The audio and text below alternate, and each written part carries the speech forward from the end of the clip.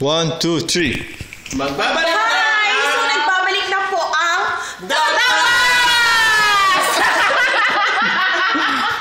Yung sasakyan ko na bus, nandiyan na po for Eagle Ridge, bus number 4. Okay. Mga kapatid, thank you so much for watching The Boss! Wala na akong bear. Sa'yo yan eh. Okay, Casey. Miss Casey. Casey. We have to start the taping now. Yes. Later, okay? Where are you going? Where are you going? Where are you going? Miss Casey Concepcion. Be professional, Miss Casey Concepcion. Gusto mo sumpukan namin kay Tita Shawi? Tita Shawi. Cameraman, please. Okay, mga kababayan, napunayan kasi natin na Mr. Piolo Pascual po is really the most sought after bachelor in Fort McMurray. So, alam mo yun, being here in Fort McMurray, Chris Aquino is really, by the way, thank you very much for voting Noy Noy. Thank you so much. Noy Noy, I know you're watching the episode right now kasi idol talaga ni Noy Noy si Piolo. Si Concepcion. Your sponsors, don't forget. Of course. Louis Vuitton. Louis Vuitton, your gift. Thank you.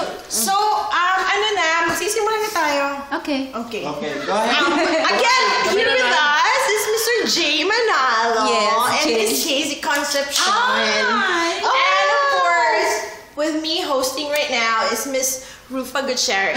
Yes. Feeling. Okay, boy. Oh, sorry. Namimiss ko si Boy sa set. Wala si Boy. Si Boy. Naiiyak ako. Oh my gosh. Kailangan issue. Boy, I know you're watching right now. I really know you're watching. Ano ba yan? Naiiyak ako.